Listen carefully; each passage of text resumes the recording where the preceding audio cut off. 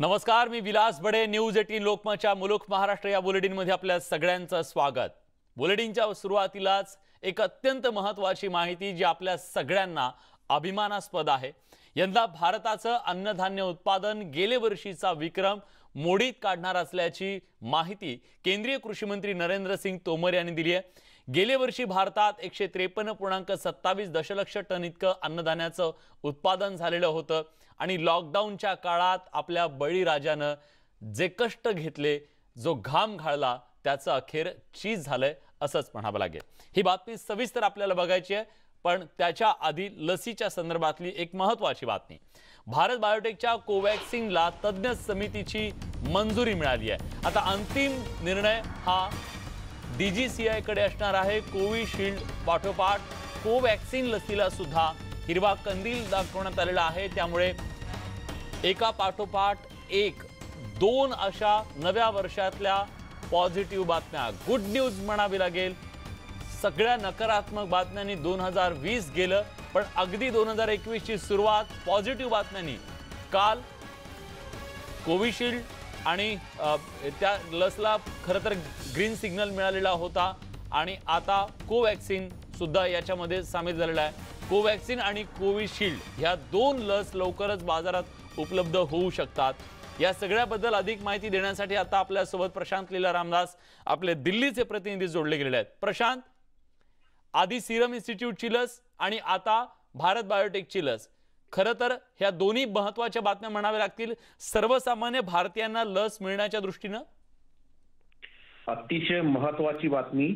यामध्ये एक महत्त्वाचा फरक आहे की जी कोविशिल्ड जी लस आहे ही भारताबाहेर याचं संशोधन झालं, भारताबाहेर याची शोध लागला. पण ही जी कोवॅक्सिन आहे हे स्वदेशी बनावटीची व्हॅक्सिन आहे, जे बायोटेकने तयार केली आहे. याच्या वापरासाठी आज एक्सपर्ट कमिटीने मंजुरी दिलेली आहे. आता या संदर्भात लवकरच DGCI लवकरच या संदर्भात हिरवा झेंडा देण्याची शक्यता आहे. ही अत्यंत महत्त्वाचं म्हणजे भारतामध्ये भारतीय आयुर्विज्ञान अनुसंधान परिषद म्हणजे ICMR माध्यमातून भारत बायोटेकने ही कोवॅक्सिन तयार केलेली आहे आणि याच स्वदेशी तंत्रज्ञानाने आधारित असलेलं, स्वदेशी बनावट असलेलं कोवॅक्सिनला आज एक्सपर्ट कमिटीने मंजुरी दिली आहे. तर लवकरच या संदर्भात केंद्र सरकार देखील मंजुरी देण्याच्या तयारीत आहे आणि यामुळे एक प्रकारे बऱ्यापैकी भारतामध्ये ही लस तयार झाल्यामुळे याचे जे आपण परदेशी चलन देण्याची गरज होती ती देखील याला द्यावं लागणार नाही. त्यामुळे एक मोठी बचत देखील भारताची होणार आहे. विलास, साधारण कधीपर्यंत DGCI याच्या संदर्भातला निर्णय घेऊ शकतं आणि प्रत्यक्ष लसीकरणाला सुरुवात होऊ शकते? काय माहिती मिळते दिल्लीच्या वर्तुळातून? DGCI ची बैठक होऊ शकते या आठवड्यामध्ये आयोजित करण्यात येईल. या बैठकीमध्ये या दोनही लसींना परवानगी देण्याची शक्यता आहे. त्यानंतर DGCIच्या वतीने ही जी शिफारस करण्यात येईल, ही शिफारस केंद्रीय मंत्रिमंडळाच्या कोविडच्या संदर्भातील जे मंत्री गट आहे त्याकडे देईल आणि त्यानंतर ही घोषणा होण्याची शक्यता आहे की ही साधारणतः जुलै महिन्याच्या किंवा जानेवारीच्या लास्ट याच्या आठवड्यामध्ये या संदर्भात अंतिम निर्णय होईल आणि होऊ शकतं फेब्रुवारीच्या फर्स्ट वीक मध्ये किंवा मार्चच्या फर्स्ट वीक मध्ये साधारणतः याची लसीकरणाला सुरुवात होईल. पहिल्या टप्प्यामध्ये साधारणतः 3 कोटी लाभार्थ्यांना ही लस देण्यात येणार आहे, ज्यामध्ये हेल्थवेअर क्लिअर वर्कर आणि सोबतच जे फ्रंट फायटर ज्याला पोलीस म्हणता येईल, स्वच्छता कर्मचारी म्हणता येईल, या सगळ्यांना देण्यात येईल. पहिल्या टप्प्यात या सगळ्यांना देता येईल. पण या क्षणाची सर्वात मोठी बातमी, प्रत्येक भारतीयाला अभिमान वाटावा अशी ही बातमी, कारण स्वदेशी लस जी आहे, जी भारताच्या तंत्रज्ञानाने बनलेली लस आहे, त्या लसीला सुद्धा आता हिरवा कंदील मिळू शकतो आणि त्या दृष्टीने महत्त्वाची पावलं उचलली गेलेली आहेत. धन्यवाद तुम्ही दिलेल्या सगळ्या सविस्तर माहितीबद्दल. दरम्यान भारत एकमेव देश आहे जिथे तयार 4 कोरोना प्रतिबंधक लस तयार होत असल्याचं केंद्रीय मंत्री प्रकाश जावडेकर यांनी म्हटलंय. आज भारत शायद एक देश है कि जहां 4 वैक्सीन्स लाइन में तैयार हो रहे. एक कल मान्यता मिली है इमरजेंसी प्रयोग के लिए सीरम के कोविशील्ड को, फिर भारत बायोटेक का आ रहा है, झाइडेक बायोटेक का है, और रशिया का जो स्पुतनिक आया है उसका भी हेटेरो कंपनी कर रही है. तो पूरी व्यवस्था देश भर में उसका कोल्ड स्टोरेज की व्यवस्था, उसके ड्राई रन की व्यवस्था, आज पूरे देश भर में ड्राई रन हो रहा है। तेव्हा लसीकरणाच्या या मोहिमेमध्ये सगळ्यात मोठा टप्पा म्हणावा लागेल स्वदेशी लस आता भारताची ती सुद्धा तयार होतीये। कोरोना लस येण्याआधीच आता त्यावरून राजकीय आरोप प्रत्यारोप सुद्धा सुरू झालेत। उत्तर प्रदेशचे माजी मुख्यमंत्री सपाचे अध्यक्ष अखिलेश यादव यांनी आम्ही भाजपची लस घेऊ शकत नाही असं वादग्रस्त विधान केलंय। आपण लस घेणार नसल्याचं त्यांनी म्हटलंय, त्यामुळे नव्या वादाला तोंड फुटलंय। तसंच आमचं सरकार स्थापन होईल तेव्हा सगळ्यांना मोफत लस देणार असल्याचंही अखिलेश यादवांनी स्पष्ट केलंय।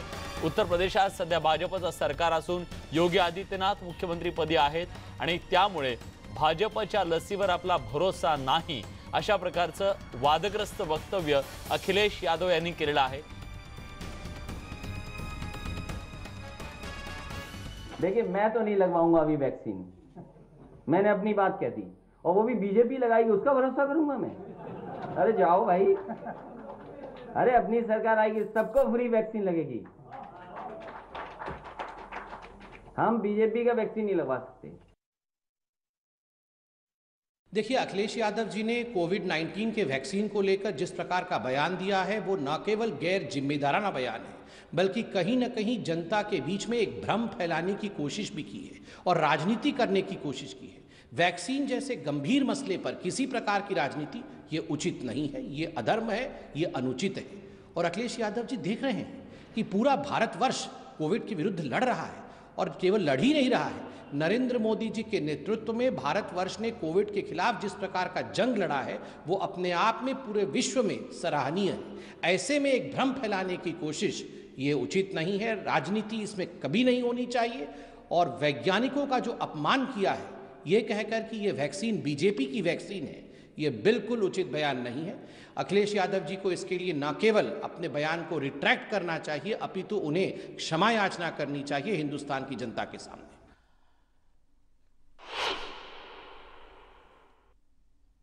देशात आता लसीवरून हे सगळे आरोप प्रत्यारोप सुरू झालेले असताना देशातील सर्व लोकांना कोरोनाची लस मोफत मिळणार असल्याची महत्त्वाची घोषणा केंद्रीय आरोग्य मंत्री डॉक्टर हर्षवर्धन यांनी केली होती।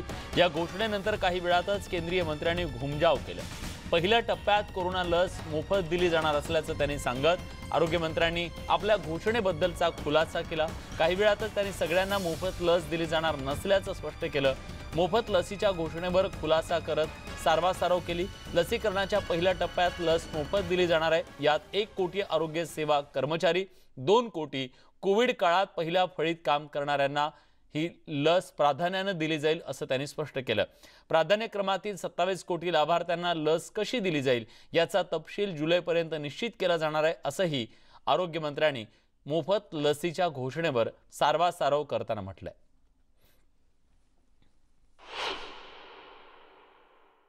सर, वैक्सीन जो है वो फ्री होगी लोगों के लिए या उन्हें कीमत देनी पड़ेगी? दिल्ली में ज्यादा फ्री है, दिल्ली में नहीं सारे देश में फ्री हो। सर वैक्सीन जो है वो फ्री होगी लोगों के लिए या उन्हें कीमत देनी पड़ेगी? दिल्ली में ज्यादा फ्री है, दिल्ली में नहीं सारे देश में फ्री हो।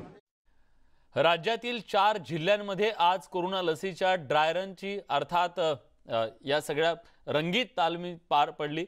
पुणे, नागपूर, नंदुरबारसह जालन्यात कोरोना लसीची ही रंगीत तालीम पार पडली। राज्याचे आरोग्यमंत्री राजेश टोपे यांच्या उपस्थितीत जालन्यातील आरोग्य केंद्रात कोरोना लसीकरणाचं ड्राय रन पार पडलं। यावेळी आरोग्यमंत्र्यांनी नागरिकांच्या कोरोना लसीकरणाच्या अनेक शंकांचं निरसन केलं। कोरोना लसीकरणानंतर प्रत्येकाला 4 सूचना केल्या जातील। लसीकरणाच्या पुढच्या डोसची तारीख त्यांना देण्यात येईल। त्यानंतर लसीकरणानंतरच्या काळात त्यांना कसं वागावं याच्या सूचनाही करण्यात येतील असं सांगतानाच राजेश टोपेंनी ड्राय रनच्या वेळी कोणत्याही लसीचा वापर करण्यात आला नाही हे सुद्धा स्पष्ट केलं। सरकारने तयारी केलेली आहे। लसीकरणाची योजना किती मैत्रीपूर्ण आहे हे ड्राय रनच्या द्वारे तपासण्यात आलं। या व्यतिरिक्त सरकार कोविन ॲपद्वारे रिअल टाइम मॉनिटरिंग देखील या तपासणीची करणार आहे। ड्राय रन अंतर्गत कोविड-19 लसीचं कोल्ड स्टोरेज, वाहतुकीची व्यवस्था, लसीकरण स्थळावर गर्दीचं व्यवस्थापन, एकमेकांमध्ये सुरक्षित अंतर राखणं अशा गोष्टींची विशेष काळजी यावेळी घेण्यात आली। आतापर्यंत देशातील पंजाब, आसाम, गुजरात आणि आंध्र प्रदेश या राज्यांमध्ये अशा प्रकारचं ड्राय रन घेण्यात आलं होतं। या 4 राज्यांमध्ये चांगला परिणाम दिसला। त्यानंतर सरकारने संपूर्ण देशात ड्राय रन घेण्याचा निर्णय घेतला आणि आज संपूर्ण देशभरात हे ड्राय रन पार पडलं. ड्राय रन यशस्वी झाल्यानंतर CSIR director doctor Shekhar Mande यांनी काय प्रतिक्रिया दिली ऐकूयात. डॉक्टर हर्षवर्धन जी ने कहा है कि 4 स्टेट में सक्सेसफुल रहा है ड्राई रन, तो मैं समझता हूँ कि बहुत ही महत्वपूर्ण घटना है, कि बहुत ही अच्छा हुआ है ये. और इसके मार्फत हम समझ सकते हैं कि अब देश में वैक्सीन टीकाकरण करने की प्रक्रिया जो है वो पूरी तरह से अब सक्षम हो गई है. तो ये बहुत ही अच्छी खबर है, बहुत पॉजिटिव खबर है. सरकार अब पूरी तरह से तैयार होगी कि टीका सब लोगों तक पहुंचाने में. मैं सब लोगों को यही बताना भी चाहूँगा कि टीका पूरी तरह सेफ है, इसके लिए कोई चिंता करने की जरूरत नहीं है. जब भी टीका आपके पास आए जरूर टीका लीजिएगा, इसलिए डरने की कोई बात नहीं है. आजच्या या रंगीत तालमीच्या वेळी राज्याचे आरोग्यमंत्री राजेश टोपे न्यूज 18 लोकमतचे प्रतिनिधी झाले. दस्तूर खुद्द आरोग्यमंत्र्यांनी न्यूज 18 लोकमतचा बूम हाती घेतला आणि ड्राय रन ट्रायलची एक्सक्लुझिव्ह माहिती सुद्धा आम्हाला दिली, आमच्या माध्यमातून महाराष्ट्राला दिली. पाहूया. आपण त्यांना नेहमी मंत्री म्हणून बाईट देताना बघितलेलं आहे, मात्र आज ते वेगळ्या भूमिकेत तुम्हाला दिसते. ते स्वतः पत्रकार म्हणून सगळी माहिती देणार आहेत. आज ते माझ्या जागी न्यूज 18चे मराठवाडा ब्युरो चीफ म्हणून तुम्हाला सगळी माहिती. सर आता तुम्ही आज माईक घ्या हातामध्ये. बिलकुल. मी एक सांगेल की आता हे सध्या चालू आहे. कोणीही जो लाभार्थी आहे ज्याला वॅक्सिन द्यायचंय तो व्यक्ती एंट्री करेल. एंट्री नंतर पहिला स्टेप राहील त्याचं ओळख करणं. आणि त्या दृष्टीनं आता लाभार्थी म्हणजे हे आमच्या CS मॅडमच आहेत, त्या स्वतः पण लाभार्थी आहेत. तर त्यांचं नाव अर्चना भोसले. तर त्या दाखवत आहेत की या ठिकाणी पूर्ण त्यांचं नाव आहे. त्यांनी इथे ही हार्ड कॉपी आहे, हार्ड कॉपीवर त्यांनी टिक मार्क केलेलं आहे. आणि त्याचबरोबर मी आता तुम्हाला सॉफ्ट कॉपीवर सुद्धा दाखवणार आहे. तर इथे जे काही आपल्याला आतमध्ये एंट्री केल्यानंतर 3 रूम्स असतात. पहिली रूम आहे ती आयडेंटिफिकेशनची, दुसरी रूम आहे ती लसीकरणाची, आणि तिसरी रूम आहे ती ऑब्झर्वेशनसाठी, त्या ठिकाणी निरीक्षणासाठी. निश्चितच प्रसन्न वातावरण आहे. तर इथे आता या लाभार्थी आहेत, त्यांनी हँड सॅनिटाईज सुद्धा केलेलं आहे. ही वेटिंग रूम आहे. या वेटिंग रूममध्ये आता इथे आलेलो आहोत. इथं आपण बघितलं सगळे लोक ह्या सगळे लोक इथे जे आहेत हे आता वेटिंगसाठी बसलेले आहेत. आणि ह्या ज्या लाभार्थी आहेत त्या इथं आल्यात, त्यांनी ते बघितलं तर त्यांचं नाव तिथे आहे, ते टिकमार्क केलं. आता मी या निमित्ताने हेही सांगेल की हे कोविड-19चं वॅक्सिनच्या संदर्भातील कोविन नावाचं हे पोर्टल आहे. आता ते उघडलंय. तिथं त्यांचं जे नाव आहे त्या पद्धतीनं नाव घेऊन मग त्याचं स्टेटस 4 क्रमांकावर मग ते आहे. आता ते ओपन झालं, अर्चना भोसले नाव ओपन झालं. आणि मग आपण बघतोय की आता त्यांचे बेसिक डिटेल्स जे आहेत की नाव, वय वगैरे वगैरे. आता हे जे हेल्पर ऑफिसर 2 आहेत, व्हॅक्सिनेशन ऑफिसर 2, हे आता मॅडमला व्हेरीफाय केल्यानंतर व्हॅक्सिनेशन रूम मध्ये घेऊन जाणार. मग व्हॅक्सिनेशनच्या अनुषंगाने आता जर तुम्ही बघितलं तर इथं लस देण्यासाठीची एक तर लस स्टोरेजची व्यवस्था आहे, त्यानंतर इथे सिरेंज व्यवस्था आहे आणि सगळ्या गोष्टी आहेत. तर ह्या लाभार्थी आहेत त्या इथे आल्या आहेत. आता त्यांचं लसीकरणाचा जो विषय तो घेतला जाईल. आणि ह्या ज्या ट्रेंड सिस्टर्स आहेत त्या म्हणजे ANMs आहेत की त्यांना ह्या गोष्टीचं प्रशिक्षण दिलेलं आहे, तर ते हे लसीकरण या ठिकाणी करतील. आणि तर तुम्ही लसीकरण करण्याची प्रक्रिया इथं पूर्ण होईल. जर काहीही महिला इथे त्यांना जर काही प्रायव्हसीज पाहिजे असेल तर त्या ठिकाणी तिकडे पण व्यवस्था करण्यात आलेली आहे. आणि कुणाला जर लसीकरण करताना काही स्ट्रेस असतो, एन्झायटी असते, टेन्शन्स असतात, तर त्यामुळे जर कोणाला भुरळ आली किंवा काही आली तर इथे झोपण्याची सुद्धा बेडची व्यवस्था सुद्धा खरं तर केलेली आहे. ऑक्सिजन आणि मॉनिटरचं सुद्धा व्यवस्था या ठिकाणी आहे. आपण आवर्जून सांगायला पाहिजे ही लस ऍक्च्युअली आपण देत नाही आहोत. एक ड्रामा म्हणजे एक हा ड्राय रन आहे. हा ड्राय रन आहे आणि मॉक ड्रिल ज्याला म्हणतो आपण, ही मॉक ड्रिल आहे. हे सगळं जे आहे हे आपण जसं बघितलं की पहिलं व्हेरिफिकेशन झालेलं आहे. आता इथं लसीकरण झालं का नाही हे या ठिकाणी केलं जाईल. तर आता लसीकरण झालं, अर्चना भोसलेंचं लसीकरण झालं तर येस आता ते करतील. ते लसीकरण झालं की इथे मग आता त्यांच्या ह्याच्यात जर आपण बघितलं तर तिथे दिसेल की पार्शली वॅक्सिनेटेडचा अर्थ एक लस दिलेली आहे. 28 दिवसानंतर आता त्यांची दुसरी लस दिली जाईल. तर ती 28 दिवसानंतरचा त्यांना मेसेज येईल. त्यानंतर 28व्या दिवसाच्या नंतर ते पुन्हा या ठिकाणी दुसरी लस घ्यायला येतील आणि दुसरी लस त्याच कंपनीची दिल्यानंतर मग इथं जे पार्शली वॅक्सिनेटेड आलंय ते फुल्ली वॅक्सिनेटेड, कम्प्लिटली वॅक्सिनेटेड असं येऊ शकेल. थोडंसं वातावरण आता इथं एवढं प्रसन्न आणि अगदी म्हणजे टेन्शन मुक्त होईल असं वातावरण आहे. ते कशासाठी पेशंटला इथं येणं टेन्शन मुक्त राहणं फार गरजेचं आहे पेशंट. मला असं वाटतं की हे वॅक्सिनेशनचा प्रोग्राम आहे त्यामुळे ह्याच्यात काही लोकांना पण टेन्शन असू नये. पण एक नक्कीच आहे की लोकांना एक मनामध्ये भीती असते की बाबा आम्हाला काही त्रास होईल का वॅक्सिनेशनच्या अनुषंगाने. तर ते ती भीती पण जावी म्हणून लोकांनाही प्रशिक्षित होणं गरजेचं आहे. आणि मला वाटतं की ह्या सगळ्या गोष्टी आता व्यवस्थित होतील. नवीन वर्ष हे निश्चितच कोरोनामुक्त वर्ष म्हणून आपल्याला राहील असा आशावाद माझ्याजवळ आहे. तशी ईश्वराला प्रार्थना आहे. सर खूप खूप धन्यवाद. पत्रकार नेहमी लोकांना हिताच्या गोष्टी सांगत असतात, लोकही त्याच्यावर विश्वास ठेवतात. आज आरोग्यमंत्री आपल्या आधीपासून आपली काळजी घेतात. मात्र आज पत्रकाराच्या भूमिकेत त्यांनी सांगितलं हे खरं आहे, याची तुम्ही निश्चित काळजी घ्या. सर धन्यवाद, तुम्ही आमचे पत्रकार झालात. सुधीर जाधवसह सिद्धार्थ गोदाम, न्यूज 18 लोकमत, औरंगाबाद. तेव्हा आरोग्यमंत्र्यांनी ही ड्राय रन कशी होतीये हे समजून सांगितलं. दरम्यान मध्य प्रदेशातील ड्राय रन विषयी मुख्यमंत्री शिवराज सिंग चौहान यांनी नेमकी काय माहिती दिली आहे ती सुद्धा जाणून घेऊयात. और शीघ्र ही नागरिकों को कोरोना वैक्सीन लगाने का कार्य प्रारंभ हो जाएगा. मध्य प्रदेश में भी, मध्य प्रदेश की राजधानी भोपाल में आज 3 केंद्रों पर, गांधीनगर स्वास्थ्य केंद्र, गोविंदपुरा स्वास्थ्य केंद्र और एलन मेडिकल कॉलेज कोलार पर कोरोना वैक्सीन का ड्राई रन पूरी सफलता के साथ संपन्न हुआ.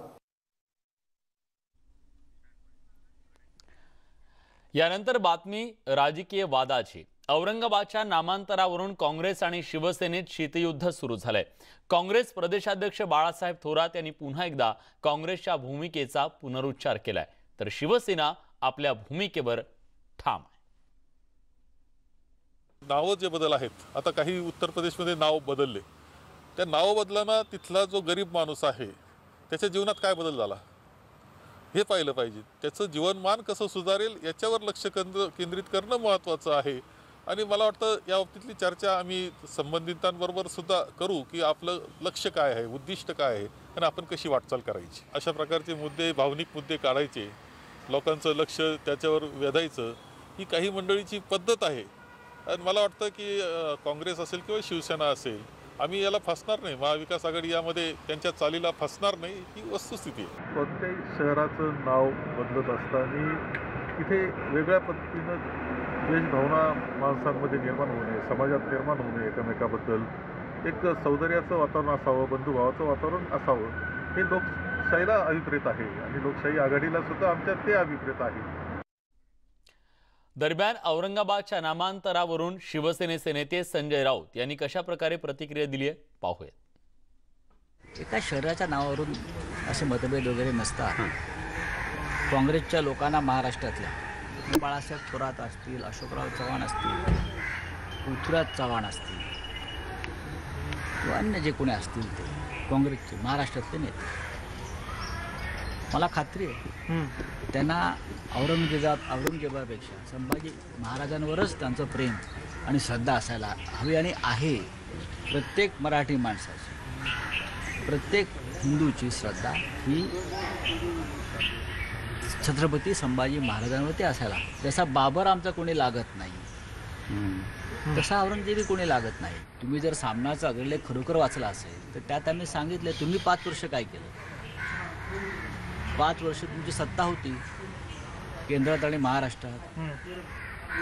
तुम्ही अलाहाबादचं प्रयागराज केलं, फैजाबादचं अयोध्या केलं.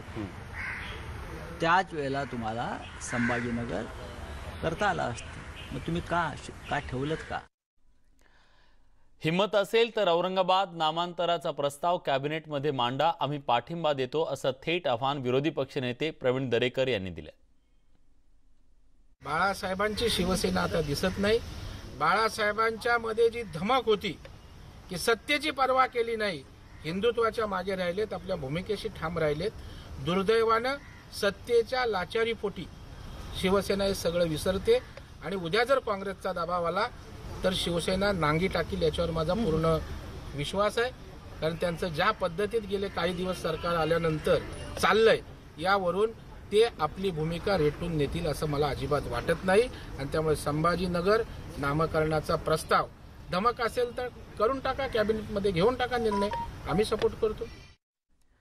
सम्राट अशोक यांच्या काळातील महाकाली गुफाला जाणाऱ्या रस्त्याचा कोट्यवधी रुपयांचा TDR खाजगी बिल्डरला देण्याचं मुंबई महानगरपालिकेने ठरवलं असून याचा विरोध विधान परिषदेचे विरोधी पक्षनेते प्रवीण दरेकर आणि भाजपचे नेते किरीट सोमय्या यांनी केलाय. आज महाकाली गुफा इथं दोन्ही नेत्यांनी भेट दिली, तसंच महाकाली मंदिरात जाऊन दर्शन घेतलं. दरम्यान शिवसेनेची याबद्दलची प्रतिक्रिया मात्र कळू शकलेली नाहीये. ही शेकडो वर्षापूर्वीची सम्राट अशोकाच्या काळातील गुंफा खाजगी मालकीची कशी काय होऊ शकते? आणि या ठिकाणची मालकी ही आर्कोलॉजिकल डिपार्टमेंटचं नियंत्रण असल्यानं तुम्ही त्या डिपार्टमेंटचा TDRचा प्रस्ताव न येता महापालिका परस्पर कशी काय मान्यता देऊ शकते? आणि मला वाटतं या विषयाला प्रवीण परदेशी असताना किंबहुना अजय मेहता असताना हा प्रस्ताव नाकारला होता. परंतु आता हे सरकार बिल्डरांच्या धार्जिनं सरकार झालेलं आहे आणि त्याच्यामुळं हे बिल्डरांना पाठीशी घालण्यासाठी या 200 कोटी रुपयाचा मलिदा बिल्डरच्या घशात घालण्यासाठी या ठिकाणी अशा प्रकारचा निर्णय महापालिका या ठिकाणी घेत आहे. याच बातम्यांसोबत मुलुक महाराष्ट्र या बुलेटिनमध्ये एक छोटासा ब्रेक घेतोय. ब्रेक नंतर आणखी काही महत्त्वाच्या घडामोडी. कुठे जाऊ नका, पहा फक्त न्यूज 18 लोकमत.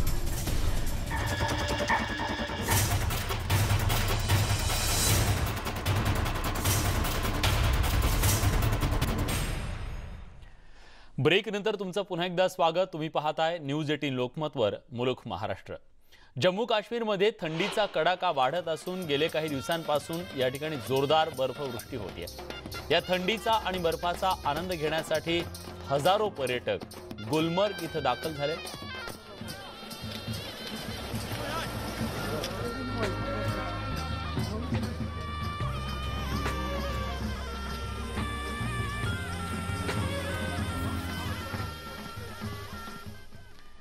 याच सगळ्या बातम्यांसोबत बुलेटिनमध्ये आपण इथेच थांबतोय. ताज्या घडामोडींसाठी बघत रहा न्यूज 18 लोकमत.